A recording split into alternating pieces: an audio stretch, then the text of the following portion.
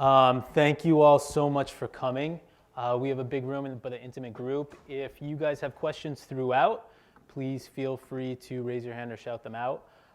Would like to make this as participatory as possible. My name is Josh Cohen. I'm from a company called Tube Filter. We're like a Hollywood Reporter or a Variety for the online video industry, covering everything from the up-and-coming stars on YouTube, the best shows to watch in digital entertainment, branded entertainment, and also the advertising space in online video and YouTube as well. So I'm excited about this panel because we have a really good cross-section of different people who are involved in paid media on YouTube. And just to give you guys some framework and some context for this conversation, I'm going to rattle off some statistics that you probably all know, but I like to bring up at the beginning of these types of things just so we can remember the massive scale of this thing. More than 1 billion unique users visit YouTube each month. Over 6 billion hours of video are watched each month on YouTube. 100 hours of video are uploaded to YouTube every minute.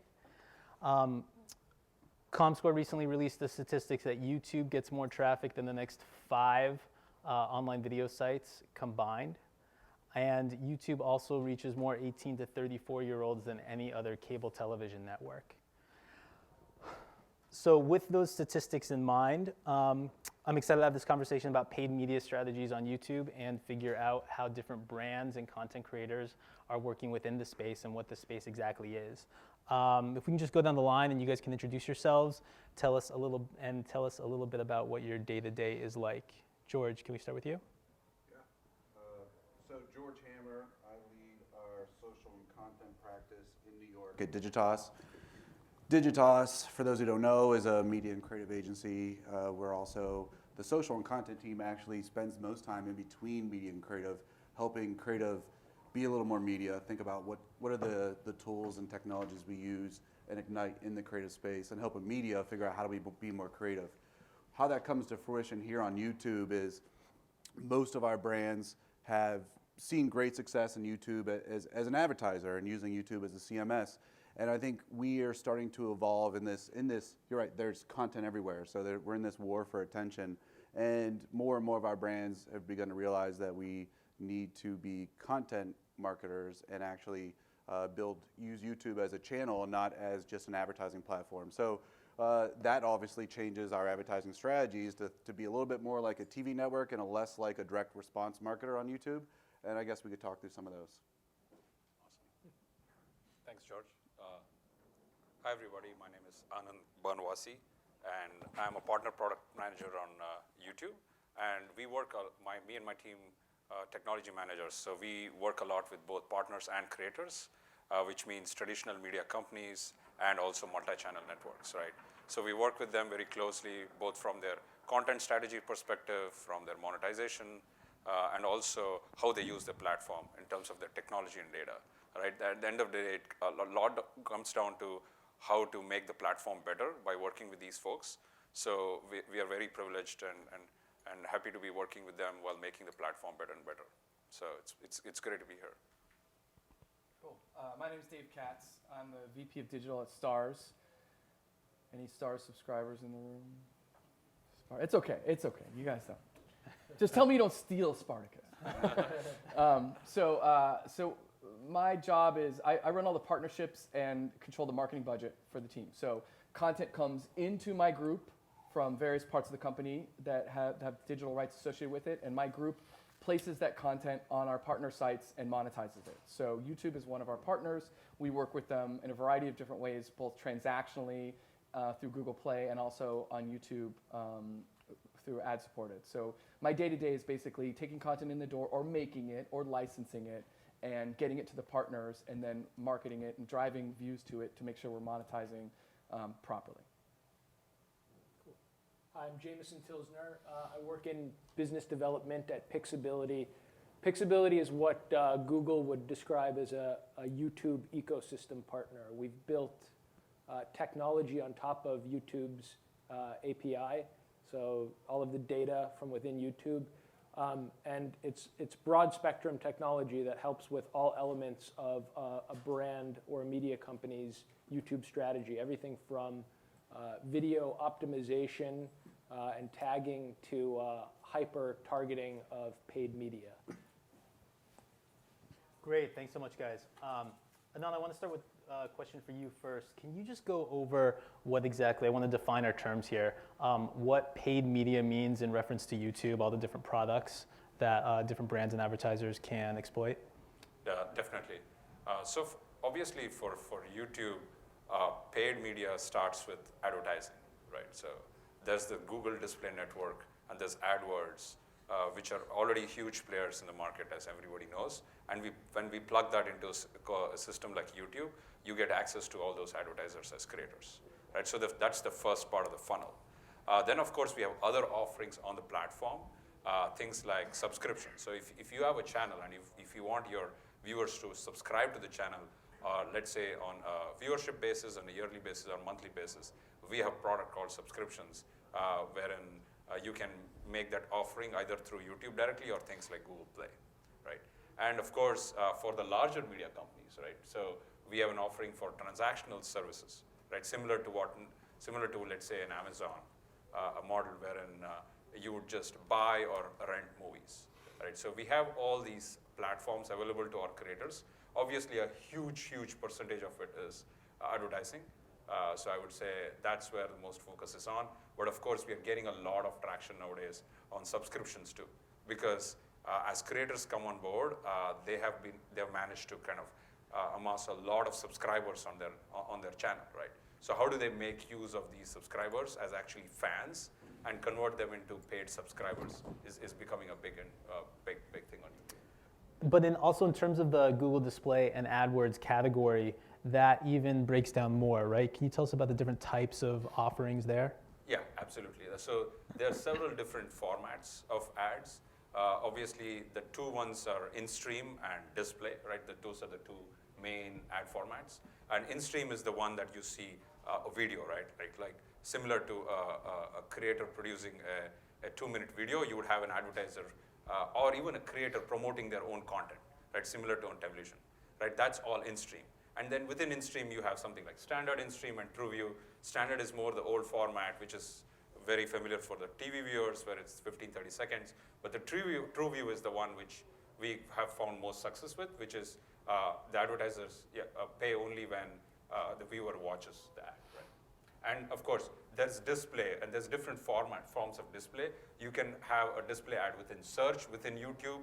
You can have display ads within the Google Display Network, which means if you create a video, for example, and you want to show it as an advertisement on your own website, you could do that using the Google Display Network. Great, thank you. George, are you building, how do you plan out using all these different components and these different ad assets? How do you build out media strategies with some of your brands and partners? Well, I think it always starts with the goal. I mean, every ad strategy has its appropriate use. But let's look at TrueView, for example, right? It's a great product, and I love the opportunity of giving users choice and the ability to skip ads as well. But it also creates incentives then to move the crack up to the first 5 seconds, right? So as a creative agency, we need to as brands try to become storytellers and drive subscriptions, and everything is like, and the story becomes condensed to 5 seconds, there's that tension between paid and earned. Like, I believe that YouTube, we want to use paid media today to hopefully build an audience and have a better pay to earn ratio. And hopefully YouTube will not do what Facebook did and make us have to pay to reach all of our subscribers. But if we use paid media and to make the creative in order to captivate audiences just in that beginning, it kind of impacts our storytelling and being able to captivate audiences. So I guess, what is the goal? Is it reach and just getting people to not skip and kind of watch your ad, or is it to drive a subscription base? I think we're seeing more and more advertisers go towards the latter and actually using YouTube to build an audience versus just a reach play or an extended reach play of TV. But I still think it's effective at both. It just depends on what the goal is of the campaign. During the YouTube Brandcast event a couple weeks ago here at the Madison Square Garden, Frank Cooper, the Chief Marketing Officer of PepsiCo, said, as an advertiser, I have to say thank God for YouTube. There really is no other platform that gives us the kind of reach this kind of interactivity to distribute our content and to engage our audiences. He also noted that PepsiCo is increasing its ad spend by 50% on YouTube. He didn't say what the starting number was, but it's 50% more this year than it was last year. And Pepsi's overall marketing and advertising budget is bumping around $2 billion. So it's probably a decent chunk of that. But so George, are you seeing, is this basically the sentiment around all advertisers? You're no longer preaching to them the benefits of YouTube. It's basically how we can use this and use it beneficially? I'd say that's fairly correct. I think advertisers are trying to figure out how to evolve their role from just being a pure advertiser to being a content provider. And advertising still works on YouTube. And I think YouTube did a great job in the new front in creating the Google Preferred product, which, you know, as more and more people use YouTube as their main form of content consumption, YouTube in a way gamified the buying process by making this premium inventory more scarce. But it also is starting to draw attention to there's a difference between content that's worth watching and kind of this kind of like little stunty or kind of quick hit stuff. So in theory, the content that people subscribe to, they love, they have an affinity to, and advertising associating with that emotional attachment should be more effective. And so I liked where Google Preferred is going and kind of separating buying opportunities based upon quality type of content as well. I want to get back to scarcity in a minute, but Jameson, so you work with the brands, Pixability works with the brands, with the agencies, with YouTube directly. How are you building these media strategies and how are you informing these companies about how to use paid media to get earned media? That's basically the mantra I think I hear a lot is now on YouTube, like different than any other platform, you can use paid media to then get earned media in a much more significant way. Right, so as George indicated, it often comes back to the goals for a particular advertiser. And we've found YouTube to be effective for a broad spectrum of goals, be it lead generation or brand awareness or just reach overall. But generally, when we're advising a brand on their YouTube presence, we're looking at all elements of a YouTube strategy. So the paid is driving the revenue, is driving the ratio of owned viewership on the channel. So developing content that will speak to the core audience on YouTube in an organic fashion and then drive media that will create a sustained audience over time.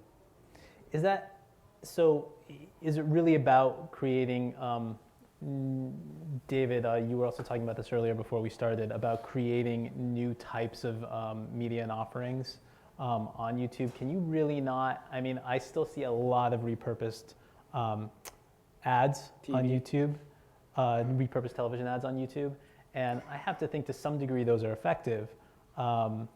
But you were saying earlier, you were seeing like a much higher engagement rates and much higher rates all around with some of the properties you created that were more innate to the platform. Right. So I think one thing well, first of all, I just had a question for the audience. Like, are you guys brand guys or media guys or tech guys? Who's out there so we can try to speak to you effectively? Brand guys, tech guys. Okay, a lot of tech guys. All right. So tech guys, you want to know like how this works, right? Like maybe how you can get in on it. Is there a piece of the ecosystem that makes sense for you? Interested in what he's doing and like his dollars, that kind of stuff. Okay. All right. So so we create a lot of content, right? That's what we're really good at. And we create and we source content and we're really good at getting it in front of a lot of people. And so when we evaluate a partnership, what we're really looking for is, where can we maximize our leverage? And so when we have a lot of content that we've created for other platforms and we just sort of, as Anand was saying, we repurpose it for YouTube. We throw up a 22-minute episode of a series on YouTube. We find that it doesn't resonate with that audience as well because they're coming for something else, right? The people that are coming to YouTube generally aren't sitting on their couch, although thank God you have the apps now and we're starting to move in that direction and we're here waiting for everyone to come and sit on their couch and get YouTube up and running and be ready to watch a 22-minute episode. But honestly, what's happening is they're on their phones, they're on their computers, it's a viral thing, it's a sharing thing, you dip in, you watch a quick video and you dip out.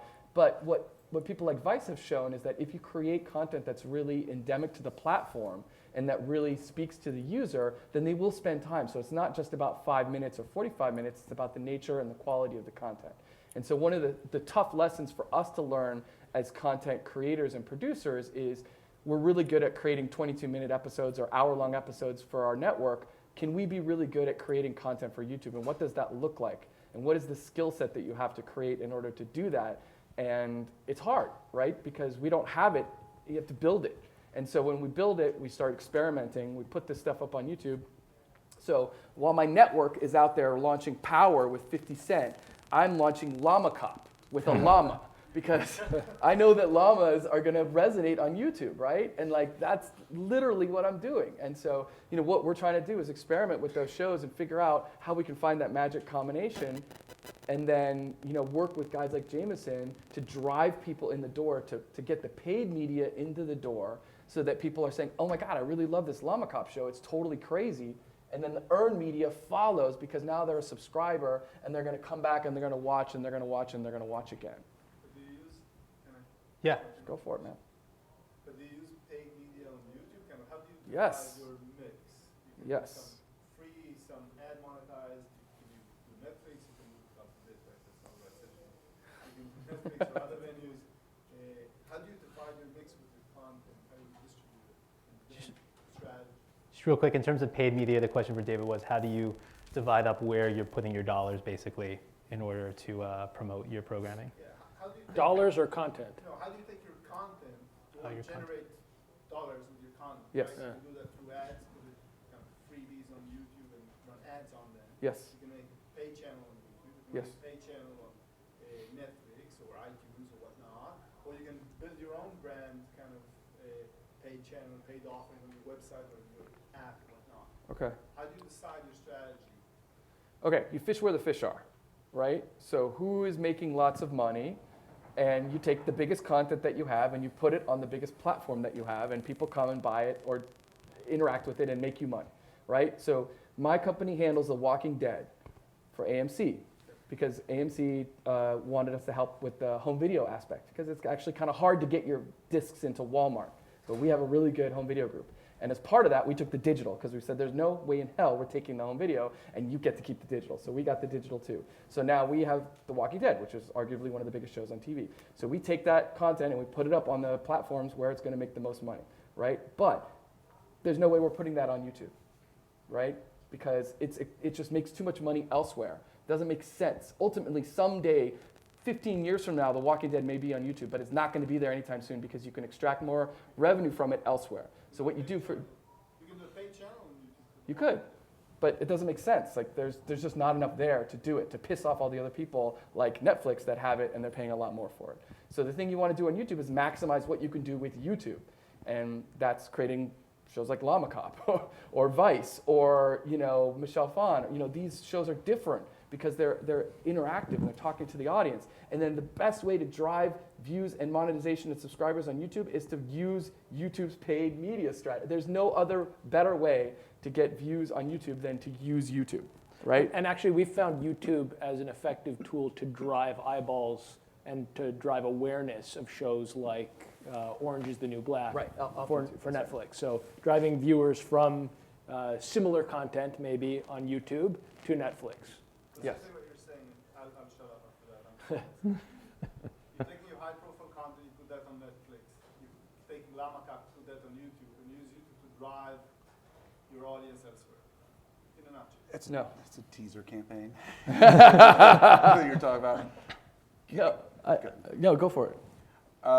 So what I've learned on YouTube with content marketing is it's really hard to predict success at this moment.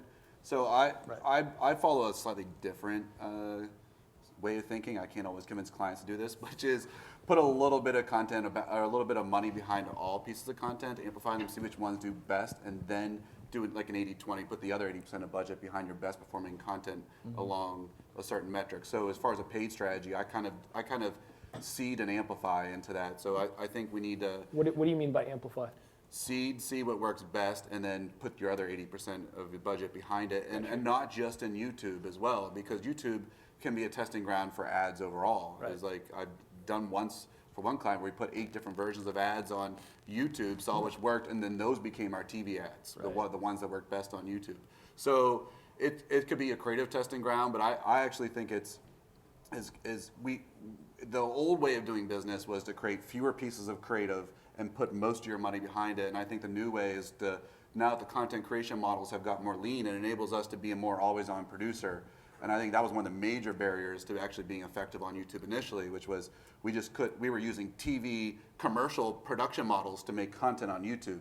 And that game, I'm looking for people who can help me shift the cost model, and then also help me get around some of the, I love YouTube. It also has some constraints, right? Like some of the things we have some brands that are really good and more and innovative on YouTube, and they want to move faster than the speed of YouTube development. So how can we do things that enable things, whether in YouTube or externally? So I think it's more of a seed and amplify kind of approach. How often, can I ask, how often are you able to convince brands of that strategy? Because my personal experience is that I'll get a 30-second spot and ask to distribute it, more often than the holistic approach that you're taking. I think I'm probably the anomaly because Digitas, if you work with Digitas, you inherently want to be more digital. Yeah. So we tend to get the clients that want to follow more of these approaches. But I'd say we also have insurance companies and banks and stuff, our whole new front last week was around brands being more fearless and giving up control, and I think that's around being more fearless in what you make, but also co-creating with partners and giving them the voice and getting attribution with their audiences. And we're spending much more time in figuring out who do we co-create within YouTube that has built-in audiences, and how do we integrate with them so it's not too addy and doesn't make it feel like it's just a pure endorsement, but also win with that audience. So I think those are. It really comes down to brands really shifting their creation models and then their comfort level with fear, basically. David, what was the name of that 50 Cent show? Power. I see advertisements for Power every time before I watch Da Vinci's Demons, and it made me think, television is the biggest advertiser on television. I don't think YouTube and other types of programming, entertainment programming, are necessarily the biggest advertisers on YouTube yet. Anand, do you have any insight into where that's going or those trends at all? Yeah, absolutely. So one of the things I think just to keep in mind is sometimes people think of how can I extend whatever I do on YouTube, right? I think I and a lot of people within YouTube believe that that's essentially a wrong way of thinking about it. It's all about how the YouTube platform behaves and how do I actually plug into the platform and make it bigger, right? So for a creator, it could be, okay, let me understand my audience and convert them into a fan, right? So we think of, and YouTube and creators or YouTubers, don't think of them as just audience. The successful one actually thinks of them as fans. And actually you ask the fans what you want. Right, that's the essential difference between a television network and YouTube. In YouTube, you can actually go out and ask your audience or your fans what do they want and deliver it to them. Right. Similarly, you will see a lot of creators actually working together on their strategy. Right. It's not about me and my show and what I should upload this week or next week, and that's it. It's actually about collaborating a lot with other creators. And actually making it happen. So we are seeing a lot of that cross-promotional strategy occurring on YouTube. So and on TV, it's very easy to measure that and say, oh, this much is promotional content and this many dollars go into promotions, and that is why they are promoting their own content. But on YouTube, this is actually already happening, right? It doesn't have to happen just through the ad network, though you could use TrueView, for example, very successfully to promote your own show or channel. At the same time, you could be collaborating with other creators, right? So I see this platform growing more and more as they start using data, like companies like Pixability come to the market and show these creators and these advertisers that all this is possible. Mm-hmm. So that's what I would start off the conversation with, hopefully. For the mostly tech audience in the room, can you guys talk about how granular you can get in targeting users on YouTube and kind of what that looks like?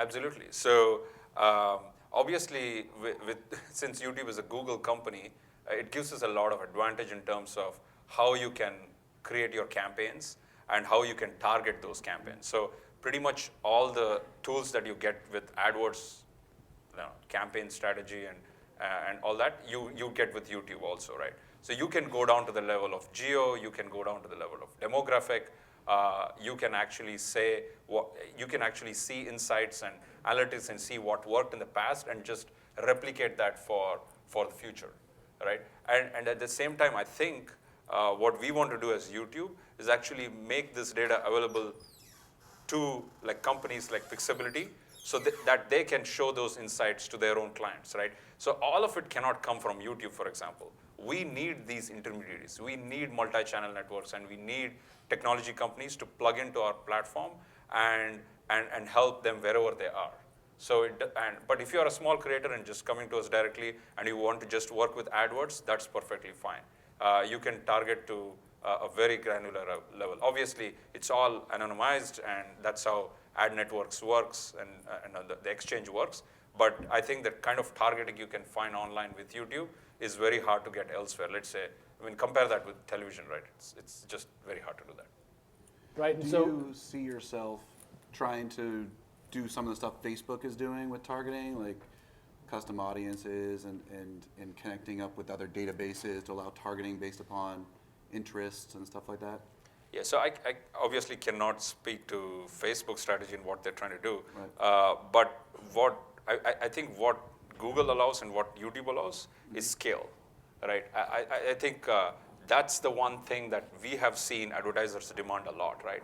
It's not, I mean, a lot of times these discussions are on how targeted that I can get, but sometimes it's also about how much scale can I develop, right? And that's what we're trying to bring through our display network, right? So it's, if you develop an ad, it's not just that you have to go to the YouTube watch page to see it, right? You can be on mobile device, you can be using an app, and that ad might show up, depending on, let's say if you're using Google Display Network and if you're going through AdMob, right, for example. So I think the cross-platform strategy on YouTube and Google is probably, it's a big kind of differentiating factor for us. And in addition to the audience targeting that was just described, a tool like ours will enable contextual targeting. So if you're an advertiser who wants to target videos that are specifically referencing Android phone reviews, our tool will, across thousands of potential channels, identify the specific videos that might be relevant to the particular goal of the campaign. Right, I see that being huge. So there's all this buzz in the market right now about moment marketing, right? It's like find the right moments that your brand wants to attach to and figure out how to insert yourself that emotional attachment. There's companies like Keep and Mobile that are basically doing this in mobile moments as well. And I see a lot of traction with our brands on how do I read the video, or how do I know what is in that context of that video so I can attach myself to the right moments? Right. And I mean, I think the data that's available allows you to, as a content producer, say, this is my key metric. I'm interested in moving the needle on subscriptions, or I'm interested in moving the needle on monetization, or I want more, longer views, right? And then you work with someone like Pixability, and you say, okay, guys, let's sit down. Here are my metrics. Here's my media budget. And they can come back to you on the regular and say, okay, here's how we're moving the needle. Here's what we're doing. It allows me to be really smart and savvy about the dollars that I'm spending, and meeting those goals that I'm setting out. And I think George said it. It's about the goals, man. You got to know what you're trying to do as you set out, and make the dollars work for you to achieve that goal. And what I think the platform does is give you the data so that someone who's sitting, because I wouldn't know how to interpret the data, So I need these guys to help me. Say, and then they can come back to me and say, okay, if you want to achieve longer views because YouTube rewards you for longer engagement, we recommend that one thing you seem to be doing is rolling the credits a little early in your video. We notice that when you roll the credits, everyone just drops off. So one thing we recommend you doing is moving the credits all the way to the back of the video after everything else, because we know people are just going to drop off when they do it. They can see that because the analytics gives it to them, and they know that my metric that I'm going after is engagement, and they can see it's dipping because of the way I'm putting my video together. So that closes the loop and allows me to produce videos that are going to better achieve my metric. Like, that's the kind of data that you can get out of this platform. Do you have to have credits at all?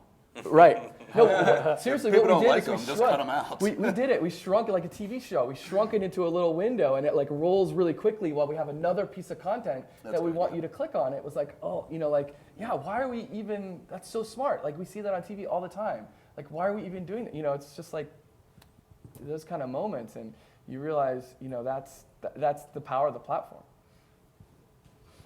How many of your goals are about getting somebody, one of your clients, off of YouTube and back to their site, or back to some other place, some landing site, some microsite? I mean, you get the reach there, but how many of your clients want you to ultimately increase the metrics somewhere else? Who's that question to? Any- You? I guess. Yeah, I'll take the. I guess I'll tackle it first.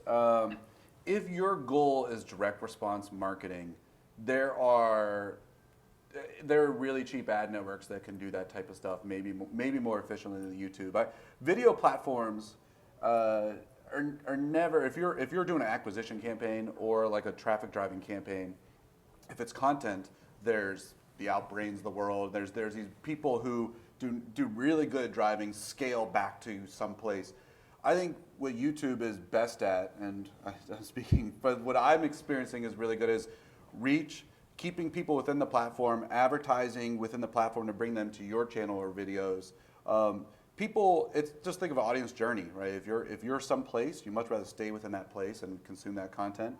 That being said, we see really good success rate on annotations, especially end card annotations if done right, with either driving subscribers or continuing to roll the video and running the annotations over. Like there's ways to optimize it to increase the click rates. So the rates can be much higher than display ads, but the lower cost and efficiency of displays sometimes are better at driving acquisition and traffic. So I think what George described is sort of the prevailing wisdom that I hear. We've actually found that we can develop strategies to drive direct response really cost efficiently. It's hard.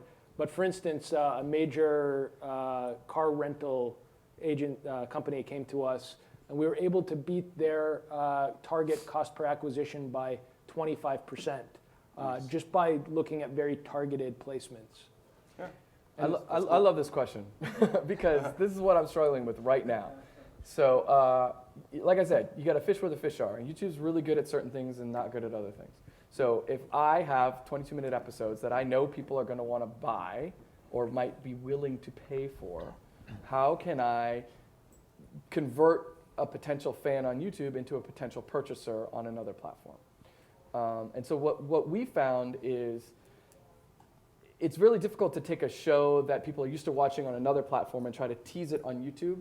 Like if I have a show that you're watching, Breaking Bad, and you love Breaking Bad on your TV, you're not going to YouTube to watch Breaking Bad content. You're really not. I mean, maybe you're watching clips or whatever, but ultimately you have your Breaking Bad, you sit down, you watch it, whatever. So, but one of the things that we found is, can we convert an endemic YouTube producer into someone that produces for both YouTube and transactional?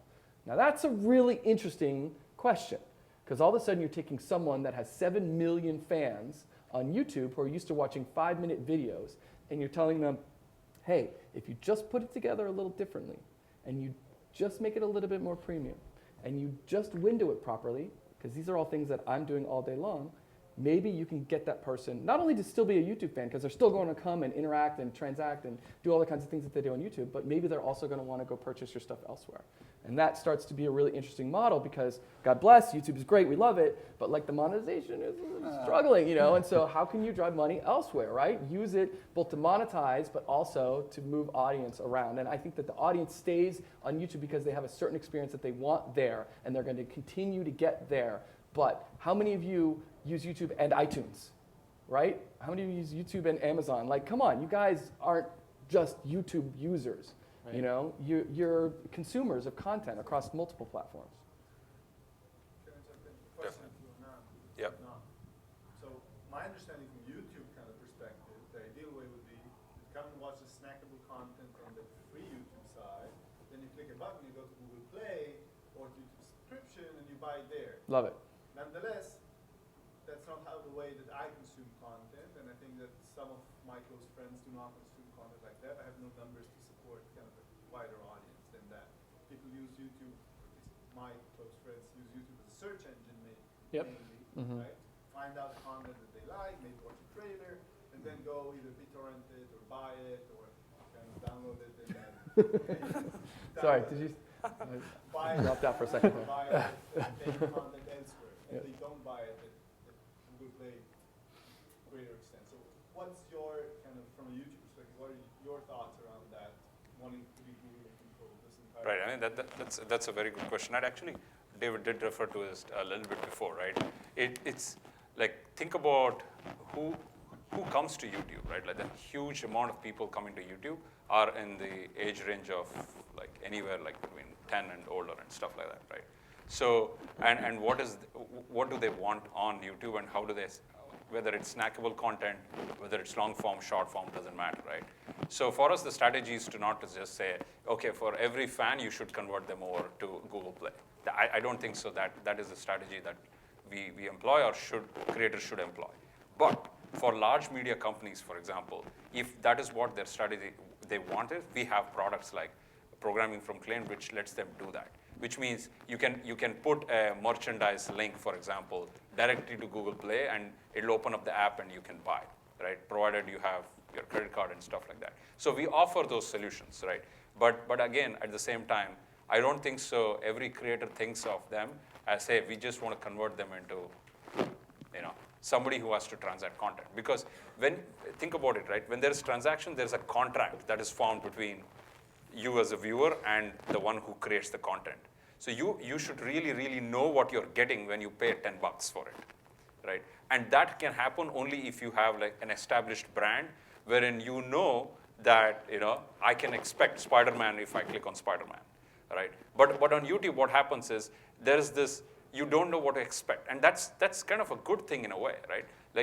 But at the same time, it does not allow you to say, I'll pay $10 for this because I don't know what to expect. So, but for people who know what to expect, I think for creators, I think it's a great way to convert them over. But for happenstance creators who are like producing content and they are not as big brands like media companies, I don't know if that strategy really helps them. So that's why we have like paid channels wherein, hey, if you're a fan, then if you love this content, per year it's only $5. Why don't you pay $5? You say, okay, as a viewer, I don't mind paying $5 for a year, right? But that feature is what, maybe months old. So they're probably still sort of testing Right. Ways to make it work. Right. But who here is sort of Camp Dakota? Right. Because you're not the target. So Grace Helbig has many subscribers on YouTube, and she has How many? has a channel, right? You've heard of this, right? Yes, she probably has 2-3 million subscribers. 2-3 now. million subscribers. So not even like, outlandish numbers YouTube-wise. So she goes and makes a movie, but it's not available on YouTube. Got to go buy it. And she drives her fans, because they love her and they interact with her on a daily basis, to go buy her movie elsewhere, right? That's a really interesting model. She still monetizes on YouTube. She still has her daily, videos on YouTube. She knows how to use that platform to engage her audience, and her fans come to interact with her there on the regular. But she's also got this other piece of premium content that she's able to say, guys, go buy this. And they do. And hopefully that's on Google Play, right? So if you're searching it, just show up. Yeah, great, Google Play, fine. Whatever. It's not on Google Play, that's exactly. No, it is. Because search for content, I search for content on YouTube all the time. To your point, I search for the trailers, right, for a new movie. I watch a trailer on YouTube, then I go to Google and buy it there. I won't buy it on Google Play. Why Right. not? Because Google is integrated into my smart TV and whatnot. Right. And I think that's the conflict. From a publisher perspective, it's all about the rev share that they have to pay, right? Where's the most efficient place for them to sell their content? So YouTube for free, great. I'll put my trailers there any day. But then when you want to buy the content, why don't you come to my website? I'll take 100% of the revenue instead of a smaller part with Google Play. But if I can drive, I'm a publisher, putting my publisher hat right now. I'm not. I would rather kind of drive the traffic away from Google Play for the transaction.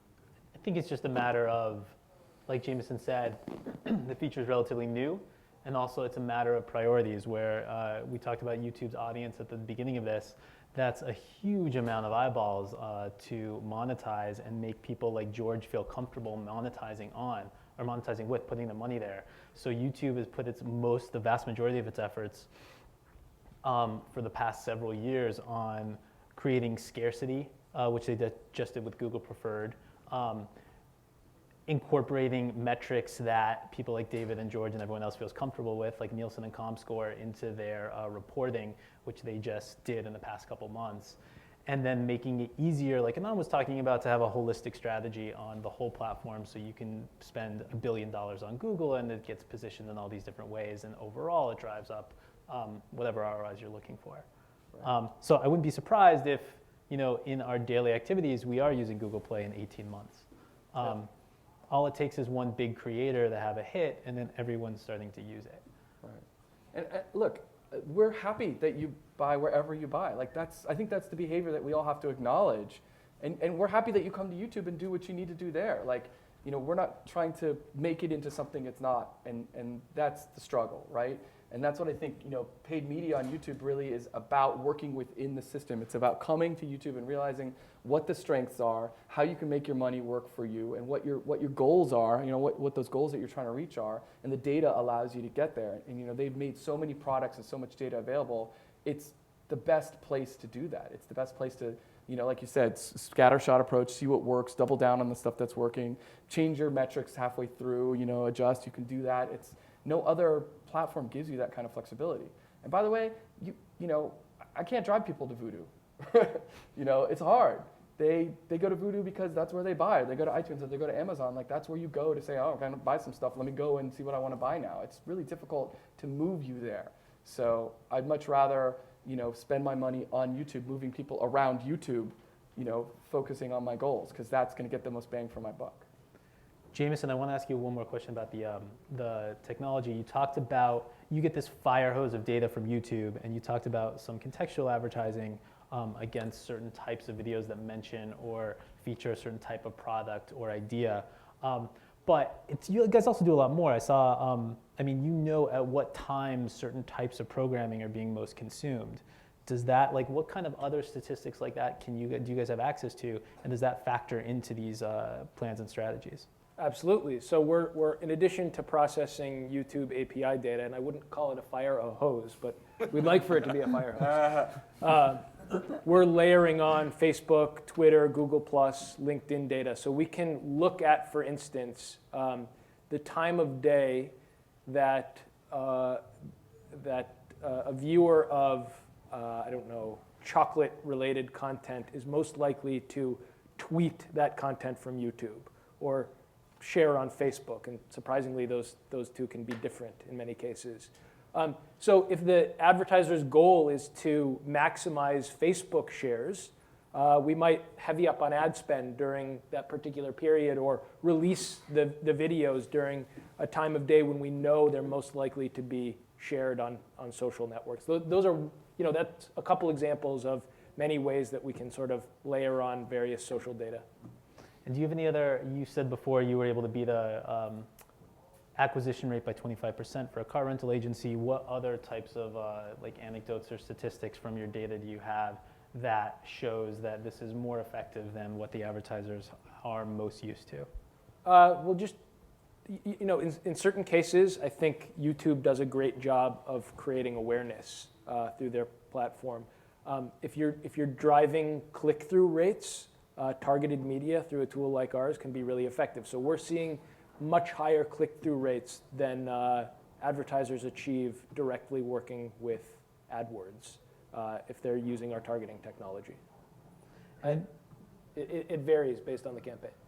And then George, do you have any, you talked before about how, I thought that was really interesting. It's kind of like the 8-hour work week, Tim Ferriss approach, except instead of creating AdWords for whatever thing you're going to buy, you're creating YouTube commercials and then picking the one that does the best. Do you have any other anecdotes or strategies or statistics like Jameson was talking about some better than expected results you've received through some different campaigns you've done on YouTube? Sure. I can't talk client specific except for the fact that my clients keep putting more and more budget into YouTube. So that's evidence that the metrics, we measure the heck out of everything. For example, one client saw, we do kind of YouTube campaigns. Let's say this was only a few weeks of a campaign and measured, but plus 30% increase in purchase intent, again, we didn't link off to purchase. But I'd say that because the process you couldn't do it.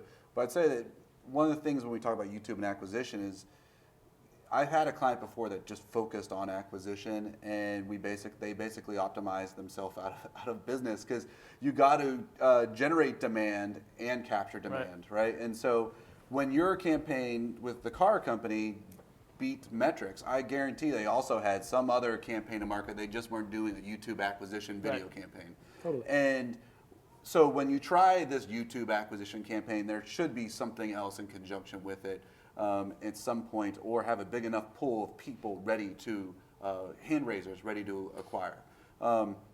That's one. The other thing is it consistently beats click-through rates of display. You know, click-through rates of display continue to go down.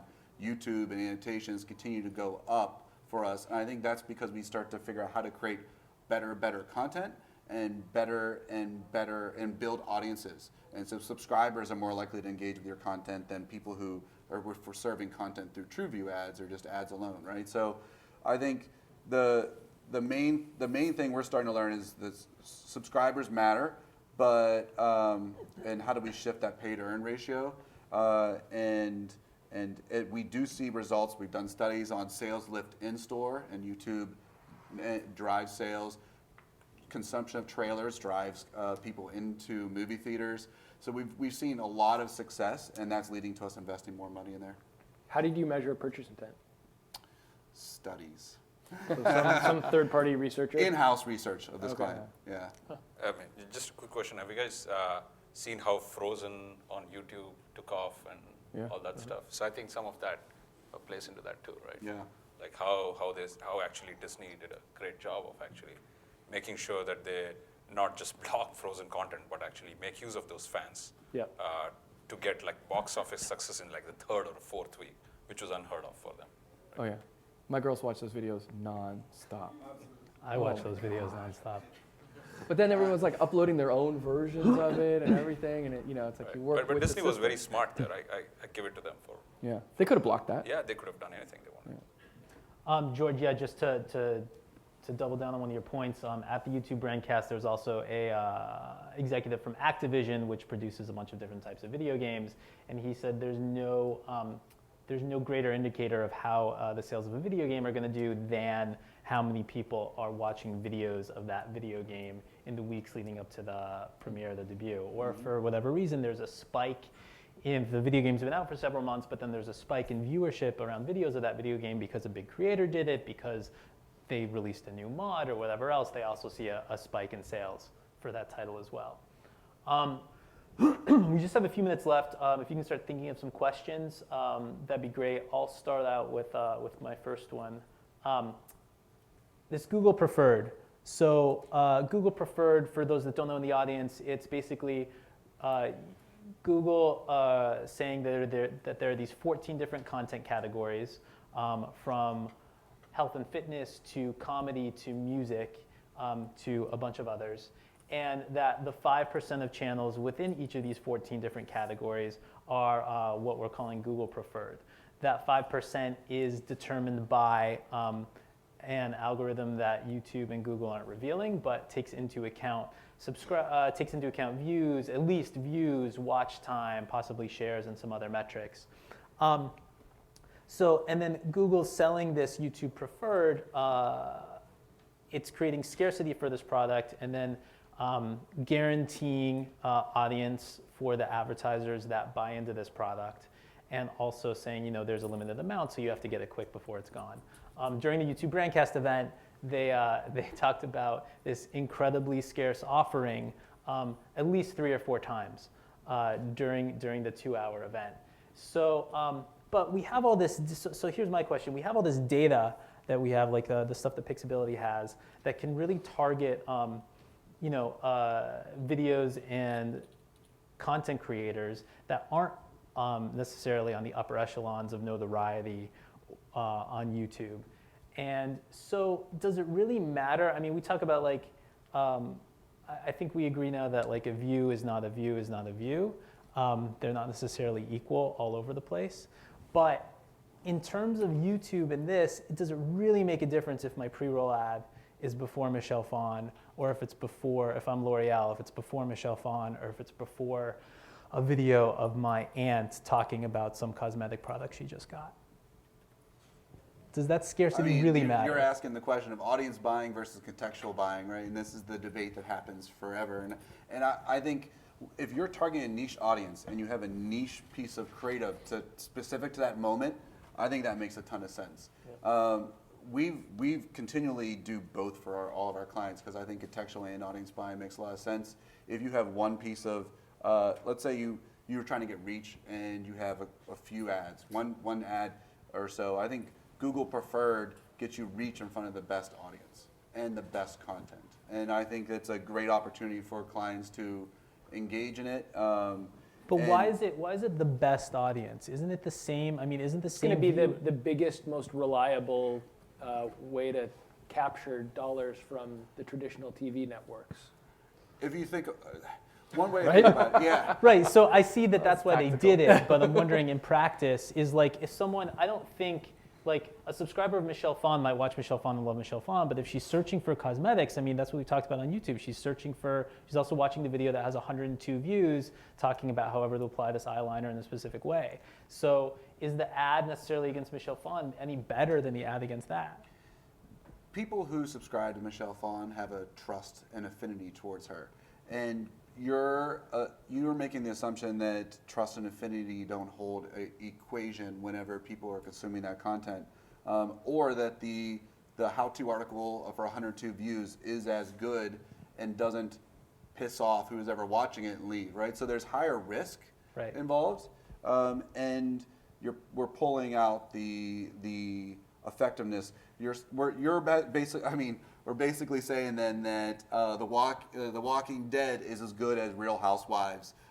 If there's a woman who likes Real Housewives and Walking Dead, for a certain mindset it could work. I believe it's a yes and that you can't you get scale with fewer pieces of creative with higher quality, the Google Preferred, and then you go niche with them in those moment marketing. And if they have a moment and it's a proposal moment and you want to be aligned with a specific ring in that proposal, that we deliver that. But there's a lot of debate back and forth just overall with DMPs and audience buying and the whole technology replacing contextual. So I think we're not going to solve this debate here. So basically what you're saying, it's not an either or, actually. Right.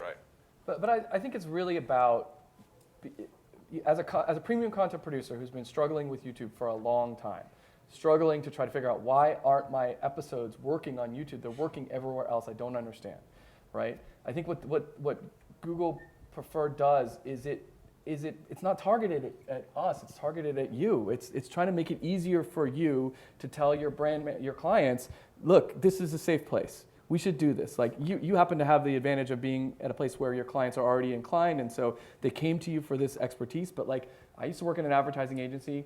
I was there at like 98 trying to convince people to make, do banners on websites, and they're like, oh, this is never going to amount to anything. It's like, these guys, they want to buy, networks, and they want to go to upfronts, and they want to get taken out to dinner. And, it's like, some of it's like, you just got to make it easier for them. And so, YouTube finally, thank God, after 3 years, it's like, okay, we understand. We're going to bring Nielsen in. We're going to bring ComScore in. We're going to make it measurable. We're going to give you an audience guarantee, and we're going to give you a safe place to buy. So you're not going to be on dogs and skateboards if you don't want that. This is the best of the best. And so they're basically finally realizing that they have to talk to these people like they want to be talked to, as opposed to saying, we're YouTube, it's about the data, it's about the auction, why don't you guys just come in and give us your money and we will optimize it with the algorithm and it's all going to be cool. And that's not how these guys want to be talked to. That's not how they buy. They buy premium, networks, and they're used to buying, Esquire.com, and they know what they get. So that is absolutely true. We would also look at it in terms of sort of stages in the marketing funnel. So if you're looking to drive awareness, that premium content will work really well.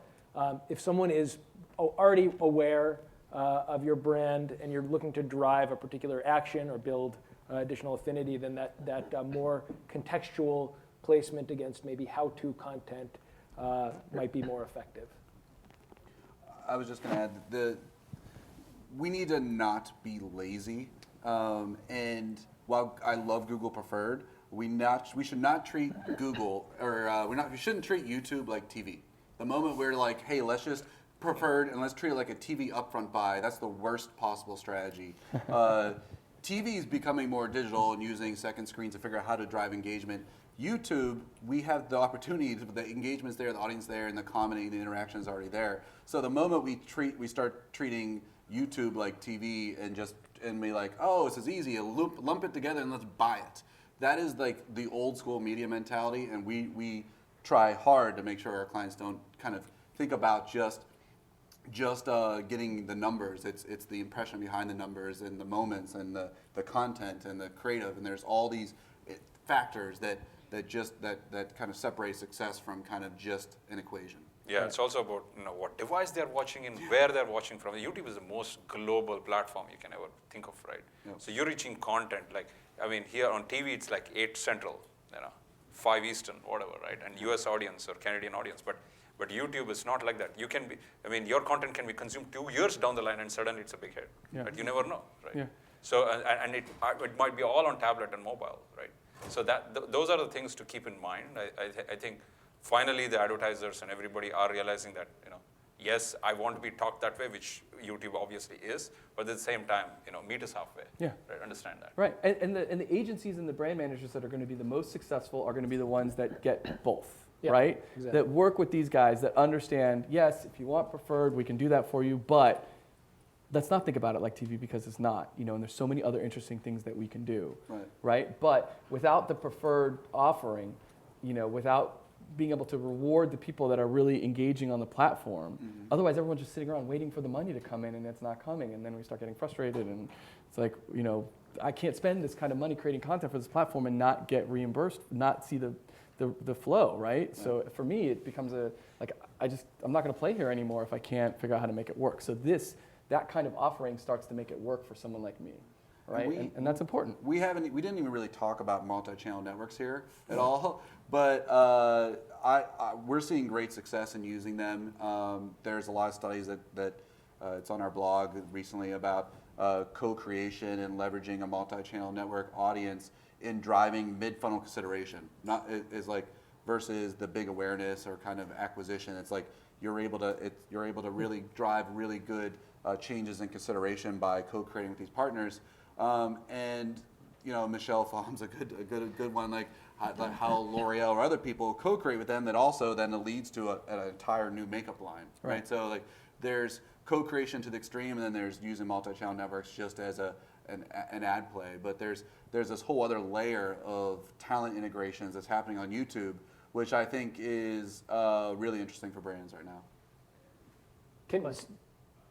We also didn't discuss, it was mentioned that YouTube is the second largest search engine in the world, but we didn't really discuss the fact that most brands fail to optimize their channels so that they're showing up against key terms. And paid media is an easy way to ensure that they are relevant against, for instance, their brand name. Questions from the audience? It blew your minds. For all those playing the YouTube drinking game, there was one mention of dogs on skateboards. So let's just go down the line really quick. What are you working on that you're most excited about? Getting George to license Pixability. Great SEO tools. Yeah. What am I working on? I'm working on maximizing those relationships. So talking to the MCNs, getting that content. Either it's Llama Cop or it's something that they're already producing, and helping them produce it in a way that's going to work for both YouTube and off YouTube. Yeah, for me, the most exciting thing I'm working on is making the platform work for the big guys, medium guys, and the little guys, right? Doesn't matter who you are, both the technology and the platform should work for traditional media companies, multi-channel networks, small and medium creators. I'd say one of my brands, Taco Bell, did basically an hour-long rockumentary that saw really good success on YouTube. It was like 55 minutes, and most people stay for the majority of it. American Express, one of my other brands, is one of the kings of live streaming music entertainment on YouTube.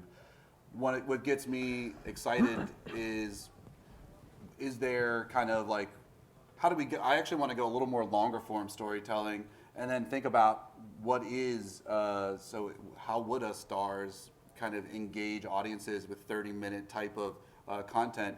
I think there's tons of content out there. So there's tons of people telling stories, and these stories are a few minutes, and I'm trying to figure out how to help brands differentiate. And as far as tools-wise goes, I'm looking for tools that help me figure out what to make, what's demand through SEO or other stuff. Like what is the overlap between audience demand, what my brand has the authenticity to provide, and where's the competitive white space. Those are the nexuses that I'm playing in. That kind of gets me excited. It's like basically being an entrepreneur, figuring out how to build a new network or business always on YouTube. So that's kind of like where I'm looking. And then from an audience buying perspective, I'm excited to try out Google Preferred and measure the effectiveness of that. So we just made our first stake in that for clients as well. And then we're continuously having this debate of micro versus macro and kind of figuring out how do we optimize the buys at every step along the process. Great. Thanks so much, guys. Really appreciate you taking the time. And thanks, everyone, for coming out. Thanks. Thank you.